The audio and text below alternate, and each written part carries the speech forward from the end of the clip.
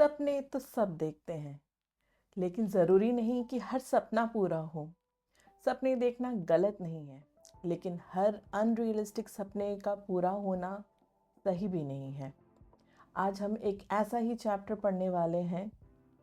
So hey everyone, welcome to English Orbit, your space to learn English in the easiest and fun way. I am Nivedita Srivastava, your English teacher online. And आज हम बात करने वाले हैं एक बहुत ही interesting chapter की, जिसका नाम है going places from your Vistas book class 12। So चलिए स्टार्ट करते हैं। So we will start with the authors. So, the author of Going Places is A.R. Barton, and he is a modern British writer known for his realistic depiction of ordinary lives, focuses on class difference, youth, and imagination. Going Places explores dreams versus harsh realities. तो A R Barton जो इसके author हैं, ये एक modern British writer हैं और ये अपने रियलिस्टिक डिपिक्शन के लिए फेमस हैं, जो कि इन्होंने ऑर्डिनरी लाइफ्स पे बेस्ड करके इन्होंने लिखा है। ये फोकस करते हैं class differences, upper class, middle class, rich family, poor family, और यूथ और उनके इमेजिनेशन पे फोकस करते हैं। और गोइंग प्लेसेस भी उनकी इन सब स्टोरीज़ में से एक है। और गोइंग प्लेसेस जो इन्होंने लिखा है, ये एक्सप्लोर करती है ड्रीम्स वर्सेस हार्श रियलिटीज़। हमारे सपने कुछ और होते हैं, लेकिन रियलिटी में वो चीज़ें बिल्कुल डिफरेंट होती हैं। थीम इस चैप्टर का है going places explores the conflict between youthful dreams and the realities of life, showing that while imagination is beautiful, one must stay grounded in truth. Imagination तो बहुत ही खूबसूरत होती है। हम बहुत ही अच्छी अच्छी चीज़ें इमेजिनेशन में सोचते हैं, हम इमेजिन करते हैं, लेकिन सच्चाई से हमेशा हमें वाकिफ़ होना चाहिए, हमें ग्राउंडेड रहना चाहिए, क्योंकि ज़रूरी नहीं कि हमारा जो इमेजिनेशन है वो सही हो, वो पूरा हो। चलिए कैरेक्टर्स की बात करते हैं, जो कि बहुत ही इंपॉर्टेंट पार्ट होता है एक स्टोरी के लिए। SoFi, dreamy, imaginative teenage girl. Jancy, practical and realistic friend. Geoff, Sophie's elder brother, quiet and reserved. Danny Casey, famous footballer, जो कि सोफी की इमेजिनेशन है. Father, hardworking, football-loving man. Derek, Sophie's younger brother. Frank, Jancy's brother. Mother, emotionally reserved. तो यहाँ characters की हमने बात की है। सोफ़ी है जो कि हर वक्त अपने इमेजिनेशन में रहती है, उसकी एक अलग दुनिया है सोच की। जैंसी है सोफ़ी की फ्रेंड, जो कि बहुत ही प्रैक्टिकल है एंड रियलिस्टिक है। जॉफ सोफ़ी का भाई है। डैनी केसी एक फेमस फुटबॉलर है, जो कि सोफ़ी हमेशा इमेजिन करती है कि वो डैनी केसी से मिली है। सोफ़ी के फादर हैं, जो कि बहुत ही हार्ड वर्किंग है और उनको भी फुटबॉल का मैच देखना बहुत पसंद है। डेरेक सोफ़ी का छोटा भाई है। फ्रैंक जैंसी का भाई है। मदर इमोशनली रिजर्व रहती हैं, अपने काम में बिजी रहती हैं। चलिए समरी की बात करते हैं। SoFi, a school girl from a poor family, dream of fame and success. Unlike her practical friend Jancy, she imagines meeting the football star Danny Casey and believes he will meet her again. When Danny does not come, Sophie feels heartbroken and realizes her dreams were only imagination. The story shows the gap between dreams and reality and how youthful fantasies can lead to disappointment. तो इस chapter में there is a girl whose name is Sophie. Sophie के imagination में वो हर वक्त ये सोचती है कि there is a famous football player Danny Casey, जिससे वो मिली है, उससे वो उस ऑटोग्राफ उसने लिया है और उससे वो दोबारा मिलने वाली है। बट ऐसा कुछ रियल में नहीं होता है। वो डैनी केसी का वेट करती रहती है, उसके इमेजिनेशन में ये सोच करके कि डैनी केसी से मिलने आएगा, लेकिन at the end Danny Casey does not come, और जिससे सोफ़ी को बहुत ज़्यादा डिसअपॉइंटमेंट होती है and she realised the real life, the truth. मैंने चैप्टर को सीन वाइज डिवाइड किया है ताकि आपके अंडरस्टैंडिंग के लिए इजी रहे. You can understand better with the images and with scenes. तो फर्स्ट सीन की हम बात करेंगे. जैंसी एंड सोफी ये स्कूल से वापस आ रहे हैं. उनके बीच कोई कॉन्वर्सेशन होती है. Sophie and Jansie walk home after school.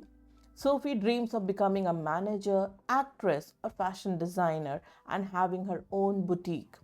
Jancy laughs and reminds her to be realistic as they belong to a working class family. SoFi और जैंसी दोनों फ्रेंड हैं. वो एक साथ एक स्कूल में पढ़ते हैं और दोनों एक साथ एक बिस्किट की फैक्ट्री में भी वो काम करते हैं. लेकिन जब सोफ़ी और जैंसी दोनों घर वापस आ रहे होते हैं, as Sophie and Jansie both belong to a middle class family, we can also say lower middle class family. So Sophie के इमेजिनेशन, सोफ़ी के ड्रीम्स बहुत ही बड़े हैं. एंड सोफ़ी जैंसी को बताना चाहती है कि मैं चाहती हूँ कि मेरा एक अपना बुटीक हो. और जहाँ पे Jansie being practical girl, realistic girl, वो उसे बताती है सोफ़ी हमारे लिए पॉसिबल नहीं है कि हम बुटीक खोलें. हम फैक्ट्री में काम करते हैं और हमारी फैमिली भी कभी अलाउ नहीं करेगी कि हम कुछ ऐसा करें जो हमारे फैमिली के दायरे के बाहर है. बट क्योंकि जैंसी बहुत ज़्यादा ही अपने ड्रीम को लेकर के फर्म रहती है, वो कहती है नहीं मुझे बुटीक तो खोलना है. बट जैंसी उसको बताती है बुटीक खोलने के लिए तुम्हें बहुत पैसों की ज़रूरत होगी. तब सोफ़ी उससे कहती है कि कोई बात नहीं, मैं मैनेजर बन जाऊंगी, मैनेजर बन करके मैं बहुत पैसे कमा लूँगी जिससे मैं अपना बुटीक खोल सकती हूँ. अगर मैनेजर नहीं बन पाई, जब जैंसी उसे बताती कि मैनेजर बनना इतना आसान नहीं है, तब वो कहती है कोई बात नहीं, मैं एक्ट्रेस बन जाऊंगी, ये तो बहुत ही आसान है, इसमें ज़्यादा कुछ काम करना नहीं होता है, पैसे बहुत मिलते हैं. फिर वो कहती है मैं फैशन डिज़ाइनर बन जाऊंगी. But at the and SoFi was really convinced that she can have her own boutique, और जिस पे वो अपना मनपसंद काम कर सकती है. बट जैंसी बार बार सोफ़ी को ये रियलाइज़ कराती है कि ये हमारे लिए पॉसिबल नहीं है. अगर तुम्हें पैसे कमाने हैं और तुम्हारे पास अगर इतने पैसे आ भी गए तो मैं तुम्हें सजेस्ट करूँगी कि तुम बुटीक मत खोलना, तुम अपने लिए घर ले लेना. जिसको सुन करके सोफ़ी कहती है कि घर तो मैं नहीं लूँगी, मैं तो अपना बुटीक ही बनाऊँगी. और जब ये बात करते करते ये अपने घर की तरफ पहुंचते हैं, जैसे ही सोफ़ी अपने घर पे एंटर करती है, उसके फादर सामने बैठे हुए होते हैं. वो क्या कहते हैं? So this is scene 2 basically. Sophie reaches home. What happens after that? Sophie enters her small shabby house. Her father is eating pie and looking grimy. Sophie का घर बहुत ही छोटा सा है, शैबी सा है, बहुत वेल फर्निश्ड नहीं है इसका घर, क्योंकि वो एक लोअर मिडिल क्लास फैमिली से बिलोंग करती हैं. इनके फादर जो हैं वो पाई खा रहे हैं और he is looking grimy. Grimy here means he is looking tired and as he is back home from working the whole day. She feels her surroundings are dull compare to her dreams. अब क्योंकि SoFi हर वक्त अपने imagination में रहती है, जब वो अपने घर की तरफ देखती है तो उसे लगता है ये तो मेरी इमेजिनेशन से, मेरे ड्रीम वर्ल्ड से बिल्कुल ही अलग है, और उसे वो पूरा माहौल जो है वो डल सा लगता है. ये पूरा सीन यहाँ पे सोफ़ी की सोच, ये किस एक बात का सिंबॉलिज्म है कि सोफ़ीज़ होम लाइफ वर्सेस हर फैंटेसी वर्ल्ड. वो कंपेयर करती है अपने होम लाइफ को अपने फैंटेसी वर्ल्ड से. Her mother is tired. Father sits in chair and Derek stands nearby. तो जब ये घर पे एंटर करती है तो इनके फादर जो हैं, जैसा कि मैंने आपको बताया, वो पाई खा रहे हैं, और वो बहुत ही, उनकी मदर जो उनके साथ में है वो बहुत ही थकी हुई हैं, वो किचन का काम कर रही हैं. एंड डेरेक जो कि सोफ़ी का छोटा भाई है, वो उनके फादर के पीछे खड़ा है. और जैसे ही सोफ़ी एंटर करती है, डेरेक हंस कर कहता है कि सोफ़ी आ गई. और जब सोफ़ी की बात ये सुनते हैं कि मेरे पास बुटीक होगा, तो ये चिढ़ा करके उसे कहता है कि पापा, सोफ़ी को तो लगता है कि पेड़ पे पैसे उगते हैं, इतना आसान है पैसे कमाना. और वो हंसने लगता है. सोफ़ी इस चीज़ को देख करके थोड़ी सी डिसअपॉइंट हो जाती है. फिर अपनी वो मदर की तरफ देखती है जो कि किचन में काम कर रही हैं. उन्होंने एप्रन पहना हुआ है.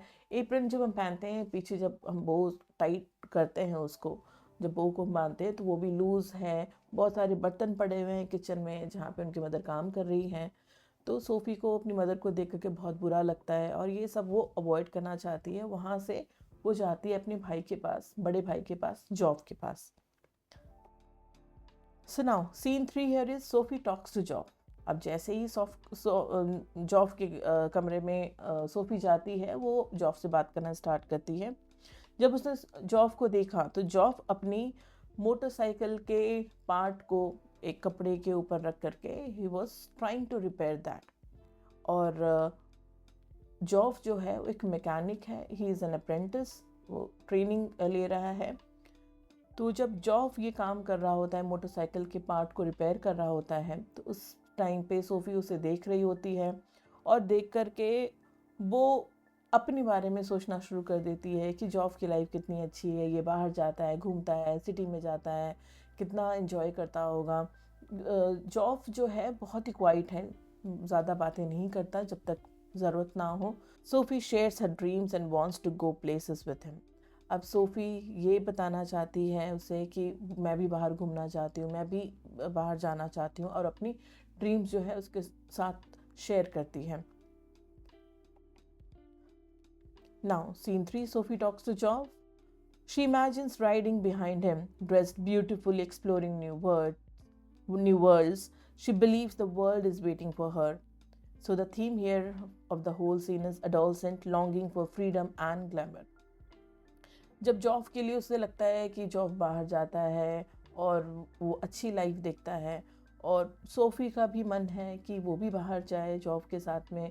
और जॉब को हमेशा लगता है कि सोफ़ी तो बहुत छोटी बच्ची है अभी, और यहाँ पे सोफ़ी का मन करता है कि जॉब के साथ ये बाहर जाए, और वो वहीं खड़ी खड़ी इमेजिन करने लगती है एज सोफ़ी। वो हमेशा अपनी इमेजिनेशन वाले वर्ल्ड में रहती है, तो ये दोबारा इमेजिन करने लगती है, फिर से इमेजिन करती है कि वो जॉब के साथ उसकी बाइक में बैठ करके जा रही है, जहाँ पे इन दोनों ने बहुत ही अच्छे से कपड़े पहने हैं। एंड सोफ़ी को ऐसा फील होता है कि पूरी दुनिया जो है ये सोफ़ी का ही इंतज़ार कर रही है, और सोफ़ी को जाना है, वो पूरी दुनिया एक्सप्लोर करनी है। तो ये सारी चीज़ें उसके इमेजिनेशन वर्ल्ड में हो रही है। So now we have come to scene 4। Sophie tells Geoff about Danny Casey. जैसे ही सोफ़ी अपनी इमेजिनेशन से बाहर आती है, वैसे ही वो जॉब के साथ बात करना शुरू करती है, जहाँ पे वो ये खुलासा करती है कि मैं डैनी केसी से मिली हूँ। Sophie lies that she met Danny Casey at the arcade. Arcade क्या है? मार्केट एरिया, जहाँ पे रॉयस क्लोथिंग स्टोर के बाहर ये उससे मिलती है। सोफ़ी ऐसा बताती है जॉब को कि मैं डैनी केसी से मिली हूँ। She says he promised to give her an autograph next time for Derek. और सोफ़ी क्या कहती है? मैं डैनी केसी से मिली हूँ जो फेमस फुटबॉलर है, और उन्होंने प्रॉमिस किया है मुझे कि डेरिक के लिए वो ऑटोग्राफ देंगे मुझे नेक्स्ट टाइम। वो नेक्स्ट टाइम भी मुझसे मिलने वाले हैं। हम इस वक्त जब मिले थे तो हम दोनों के पास में ना ही पेन था ना ही पेपर था, जिसकी वजह से डैनी केसी कहता है कि हम नेक्स्ट टाइम मिलेंगे, और नेक्स्ट टाइम वो ऑटोग्राफ देगा सोफ़ी को। जॉफ is shocked but listen silently. अब जॉफ शॉक तो है कि इतना फेमस फुटबॉलर और सोफ़ी से कैसे मिल सकता है, लेकिन वो सोफ़ी की बात अच्छे से सुन रहा होता है। She feels special and proud to imagine a star noticing her. अब ये सारी बातें बताते हुए वो इमेजिनेशन वर्ल्ड में है, वो सोच रही है, एंड उसको बहुत अच्छी फीलिंग आ रही है कि डैनी कैसी उससे मिला है, डैनी कैसी ने उससे बात करी है, एंड उसने प्रॉमिस भी किया है कि वो नेक्स्ट टाइम उससे मिलेगा और नेक्स्ट टाइम वो उसको डायरेक्ट के लिए ऑटोग्राफ देगा। So let's see scene 5, Geoff tells father. अब जैसे ही सोफ़ी ने ये सारी बातें जॉफ को बताई, तो जॉफ अपने फादर के पास जाता है और उनको जाके बताता है कि पापा, सोफ़ी ना डैनी केसी से मिल करके आई है। Joff tells their father about Sophie's claim that she met Danny Casey, the famous footballer. Father reacts with disbelief, saying Sophie must be imagining things. अब क्योंकि सोफ़ी के फादर को बिल्कुल भी यकीन नहीं होता है सोफ़ी पे, और वो ये कहते हैं कि सोफ़ी जो है वो इमेजिनेशन वर्ल्ड में रहती है, वो सिर्फ इमेजिन कर रही होगी। एक फुटबॉलर, फेमस फुटबॉलर कैसे मिल सकता है सोफ़ी से? He insists that Cassie is just a good player and there is no reason to believe Sophie's story. अब वो कहते हैं जॉफ को कि तुम्हें सोफ़ी के इमेजिनेशन जो सोफ़ी के स्टोरी को बिलीव करने की बिल्कुल ज़रूरत नहीं है, क्योंकि अपनी इमेजिनेशन में वो रहती है और डैनी केसी जो है वो बहुत अच्छा प्लेयर है। ये डिस्कशन चल रहा है जॉफ एंड जॉफ के फादर के बीच। To support his point, father mentions Tom Finney, a legendary footballer from his own youth, suggesting that admiration for sports stars is common and often leads to fantasy. The father is pragmatic and dismisses Sophie's story as unrealistic. अब father अपनी point को prove करने के लिए वो ये बताना चाह रहे हैं कि उनके टाइम पे भी एक बहुत फेमस फुटबॉलर था, टॉम फिनी जिसका नाम था, और ये कह रहे हैं कि और सारे यूथ जो हैं उसको उनको पसंद करते थे, और एक यंग एज में किसी को एडमायर करना, उसको फैंटासाइज करना, ये बहुत ही कॉमन है एक यंग एज में। यहाँ पे डैनी कैसी के लिए भी वो कह रहे होते हैं कि डैनी कैसी तो अभी बहुत यंग है, अभी तो उसको बहुत आगे काम करना है ताकि वो फेमस बन सके टॉम फिनी की तरह। तो इस बीच में जॉब और फादर के बीच में डिस्कशन हो रहे होते हैं, जहाँ पे जॉब कहता है कि नहीं, डैनी कैसी तो बहुत अच्छा फुटबॉलर है एंड आई एम श्योर ये टॉम फिनी से भी बहुत आगे जाएगा। और यहाँ पे फादर जो हैं वो बहुत ही प्रैक्टिकल हैं, हर चीज़ को लेकर के वो प्रैक्टिकल बातें करते हैं एंड वो सोफ़ी की स्टोरी को अनरियलिस्टिक बताते हैं कि ऐसा पॉसिबल ही नहीं है कि सोफ़ी डैनी कैसी से मिली हो। तो आइए हम सीन 6 देखते हैं। The confrontation, Jansie question Sophie. अब जैसे ही ये बात डैनी कैसे की मिलने वाली बात सोफ़ी जॉब को बताती है, जॉब का एक फ्रेंड है फ्रैंक, जो कि जैंसी का ब्रदर है। तो फ्रैंक ने सारी बातें जाकर के जैंसी को बताई एंड जैसे ही जैंसी को ये बात पता लगती है वो सोफ़ी के पास आती है और ये कहती है कि तुमने तो ये बात मुझे कभी नहीं बताई, तुम कब मिलकर आई हो डैनी केसी से, तुमने तो मुझे ये बात कभी बोला ही नहीं, मुझे तो पता ही नहीं इस बारे में। एंड यहाँ पे सोफ़ी थोड़ी सी परप्लेक्स्ड हो जाती है, थोड़ी सी she is not very sure कि ये बात उसको पता कैसे लगी। तो वो कहती कि अच्छा तुम्हें किसने कहा? तो जैंसी ने बताया कि ये तुम्हारे भाई जॉफ ने मेरे भाई फ्रैंक को बताई ये बात। ये जानने के बाद में सोफ़ी कहती है हाँ अच्छा अच्छा वो बात, हाँ हाँ हाँ मैं उससे मिली हूँ।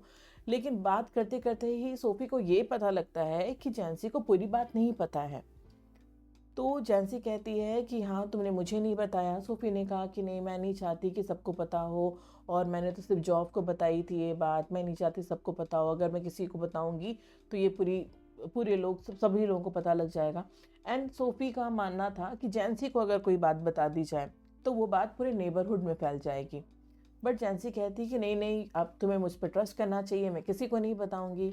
और सोफ़ी उस जैंसी को ये भी कहती कि मैं नहीं चाहती कि ये बात किसी को पता लगे, अगर लोगों को पता लगा तो वो मेरे घर पे आएंगे, मुझसे पूछने आएंगे डैनी केसी के बारे में, और जिसको देख कर के मेरे फादर बहुत ज़्यादा गुस्सा होते हैं, तो बहुत ज़्यादा गुस्सा हो जाएंगे, और मेरी माँ के लिए भी वो सिचुएशन ना बहुत अनकम्फर्टेबल सा हो जाएगा।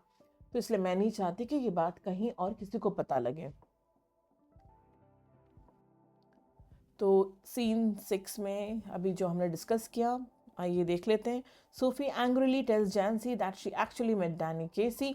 She gets upset when she learns Joff told Frank. Sophie fears everyone will laugh if they find out the truth.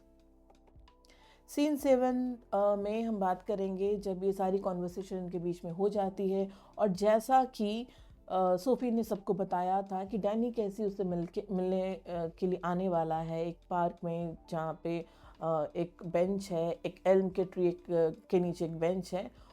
तो यहाँ पे अब सोफ़ी है इमेजिन कर रही है कि उसको डैनी कैसी वेट कर रहा होगा, उसने प्रॉमिस किया था वो उससे मिलने आएगा, वो ऑटोग्राफ देगा। एंड सोफ़ी जो है वो अपने घर से निकलती है, निकलते हुए वो गार्डन की तरफ बढ़ती है। इसके ठीक पहले उनके घर पे ये सीन है कि सब मिलकर के एक साथ मैच देख रहे हैं, और मैच में डैनी केसी जो है वो बहुत अच्छा गोल करते हैं, और जिसकी वजह से उनकी जो टीम है वो जीत जाती है, जिसके लिए उसके फादर जो है सेलिब्रेट करने के लिए वो सामने घर के बाहर एक पब में वो एंजॉय करने के लिए जाते हैं। और ऐसे ही इसके साथ ही सोफ़ी भी बाहर निकलती डैनी केसी से मिलने के लिए। Sophie goes to the canal garden to meet Danny, as she imagined he promised. She waits long, but Danny never comes. Her dreams are shattered, but she still imagines the same meeting again in her mind. अब वहाँ पर SoFi wait तो कर रही है Danny केसी का, लेकिन क्या डैनी केसी आता है? नहीं, डैनी केसी वहाँ नहीं आता है, क्योंकि ये सारी चीज़ें इसकी इमेजिनेशन में हुई थी। अब सोफ़ी वेट करके डिसअपॉइंटमेंट के साथ में मन ही मन ये सोचते हुए कि जब मैं ये जा कर के ये बात जॉफ को बताऊंगी तो वो बहुत ही नाराज़ हो जाएगा, वो अपने कमरे में चला जाएगा, दरवाज़ा पटकते हुए वो अपने कमरे के अंदर हो जाएगा, वो बहुत नाराज़ हो जाएगा मुझसे। बाकी सब मुझे ये कहेंगे कि देखो ये तो झूठ बोलती है और कोई मुझ पे विश्वास नहीं करेगा। ये बहुत डिसअपॉइंटमेंट के साथ में घर वापस जा रही होती है, और जाते ही जाते वो उसी जगह से क्रॉस कर रही है जहाँ पे वो इमेजिन करती है कि फ़र्स्ट टाइम वो डैनी कैसी से मिली थी। वो कौन सी जगह थी? Arcade, yes, Royce clothing brand store के बाहर वो उससे मिलती है, और फिर से उसके दिमाग में वो पूरा पिक्चर पूरा जो है वो वापस उसके सामने आ जाता है, एंड वो इमेजिन करती है कि वो उससे मिल रही है, वही बातें हो रही हैं, ऑटोग्राफ के बारे में बात हो रही है। मैं आपको दिखाना चाहूँगी, मैं जिस सीन के बारे में बात कर रही हूँ जहाँ पे, यस, ये वो सीन है जहाँ पर ये इमेजिन कर रही है सोफ़ी कि वो उनसे मिली है, एंड इनके बीच में कॉन्वर्सेशन हो रहा है जहाँ पे इन दोनों के पास में पेन और पेपर नहीं होते हैं, जिसकी वजह से डैनी केसी ने उसको कहा कि कोई बात नहीं, तुम मुझसे नेक्स्ट टाइम मिलना, और नेक्स्ट टाइम मिलोगी तब मैं ऑटोग्राफ दे दूँगा तुम्हारे भाई डेरेक के लिए। यस, तो काफ़ी ज़्यादा डिसअपॉइंटमेंट के साथ में जब सोफ़ी घर की तरफ वापस जा रही होती है तो उसको ये लगता है कि मैं तो मिल नहीं पाई, डैनी कैसी आया नहीं। फिर कहीं ना कहीं वो ये भी सोच रही होती है तो क्या हुआ, ये तो मेरे और डैनी कैसी के बीच की बात है, क्योंकि वो इमेजिनेशन वाले वर्ल्ड में है, उस वो रियलिटी में है ही नहीं। वो ये बात को समझ ही नहीं पा रही है कि रियलिटी में वो डैनी कैसी से नहीं मिली है। उसकी इमेजिनेशन इतनी स्ट्रांग है। और इस बीच में वो पूरा अपीयरेंस वो जॉफ को भी बताती है कि उसके ग्रीन आइज़ हैं, और हाइट में वो शॉर्ट है, ये सारी चीज़ें एक्सप्लेन करती हैं। और जब ये मिलते हैं एक दूसरे के साथ में स्टोर पे, तभी भी वो इमेजिन कर रही है कि डैनी कैसी बहुत प्यार से उसकी तरफ देख रहा है, वो भी डैनी कैसी की तरफ देख रही है, एंड वो बहुत अच्छा मोमेंट याद कर रही होती है। लेकिन एट द एंड डैनी केसी तो नहीं आता है। डिसअपॉइंटमेंट के साथ में सोफ़ी जो है वो वापस घर की तरफ जाती है। जब वो घर की तरफ जाती है, उसने देखा कि जो उसके फादर हैं वो पब गए थे सेलिब्रेशन के लिए, क्योंकि मैच जीत गए थे ये। तो जैसे ही सोफ़ी वापस आ रही होती है, उसने देखा कि उसके फादर की बाइसाइकिल बाहर में रखी हुई है। तो she was at least relive that time कि एटलीस्ट मैं जब घर जाऊंगी तो फादर नहीं होंगे, मुझे उनको कुछ बोलना नहीं पड़ेगा। और ये सारे लोग मैच देखने जाते हैं, हर सैटरडे मैच देखते हैं। एंड फाइनली लास्ट में ये सीन है कि ये मैच देखने के लिए जब जाते हैं, एंड डैनी कैसी जो प्लेयर था, ये आयरलैंड का प्लेयर था, और ये अपने घर से दूर होता है। तो जब डैनी कैसी से जब मिलती है सोफ़ी, तो उसको कहीं ना कहीं लगता है कि वो बहुत ही लोनली सा फील कर रहा है, क्योंकि घर से दूर आया हुआ है। ये सारे उसके इमेजिनेशन में होती है, वो सारी चीज़ें इस तरीके से लिंक करके वो सोचती हैं। तो डैनी कैसी जो है एक अच्छा फुटबॉलर तो है ही, और बहुत ही अच्छा फुटबॉल खेलता है। इनका जो फाइनल मैच है, जो कि आयरलैंड की तरफ से ये खेल रहा है, तो ये मैच ये फाइनली जीत जाते हैं। So match and realisation. एक लास्ट पार्ट में इस चैप्टर के दो चीज़ें होती हैं जहाँ पे डैनी कैसी जो है वो बहुत ही अच्छे से, बहुत अच्छे शानदार तरीके से गोल करके वो मैच जीत जाते हैं। और वहीं पे कहीं ना कहीं सोफ़ी बैठ कर के ये रियलाइज़ करती है कि ये सारा उनके उसके इमेजिनेशन में था। So let's see this scene 8. Danny plays brilliantly in the football match. The crowd cheers. Sophie feels both proud and heartbroken. She realizes her story was a dream, not reality. So finally इस पूरे scene का theme ये बनता है, illusion versus truth, youthful dreams and disappointment. तो ये evolution था, SoFi का पूरा इल्यूशन था, लेकिन इल्यूशन डिफरेंट था। जो कि वो सोचती थी वो वैसा नहीं था। It was only her fantasy, and सच्चाई कुछ और थी। और ये यूथफुल ड्रीम्स इस एज में जनरली बच्चे जो हैं वो इस तरीके से फैंटासाइज करते हैं, इमेजिन करते हैं। सो इस पूरे चैप्टर से हम सबको एक मॉरल मिलता है, एक लेसन मिलता है। वो क्या है? Dreams are beautiful but without reality they cause pain. तो सपने तो बहुत ही खूबसूरत होते हैं, हम सब सपने देखते हैं, लेकिन अगर वो रियल नहीं हो सकते तो वो हमें तकलीफ़ देते हैं। तो एक सपना रियल होना बहुत ज़रूरी है। सपने देखना इम्पॉर्टेंट है हमारे लिए, लेकिन वो सच तब होंगे जबकि उसका रियलिटी से कोई लिंक हो। ठीक है। डैनी केसी एक बहुत ही फेमस फुटबॉलर था, जो कि पॉसिबल ही नहीं था कि इतने इजीली सोफ़ी से वो मिल सके। लेकिन सोफ़ी क्योंकि उसे फैंटासाइज करती है, उसे इमेजिनेशन में देखती है, उसे लगता है ये सब सच है, लेकिन in reality it was not possible for her. Youth often confuses fantasy with ambition. We must balance imagination and practicality in life. तो हम सभी को अपने इमेजिनेशन को और प्रैक्टिकलिटी को, हमें दोनों को बैलेंस करना चाहिए अपनी लाइफ में। और अगर हमने ये कर लिया तो हम अपने लाइफ में एक सही डायरेक्शन में होंगे, हम सही तरीके से काम करेंगे। और ये समय हमारे पास जो है, इसमें हमें मेहनत करनी चाहिए एक एम्बिशन रख करके, जो कि जिससे कि हम पूरा कर सकते हैं, ना कि अनरियलिस्टिक सपने देख करके हम अपना समय बर्बाद करें। और डिसअपॉइंटमेंट होगा, उससे हमें उससे अलग तकलीफ होगी। So, dear learners, this was the story of Going Places by A.R. Barton, and I hope you have understood the story well. And see you all in the next video with another beautiful chapter. And till then, keep learning and keep orbiting around English. This is English Orbit signing off.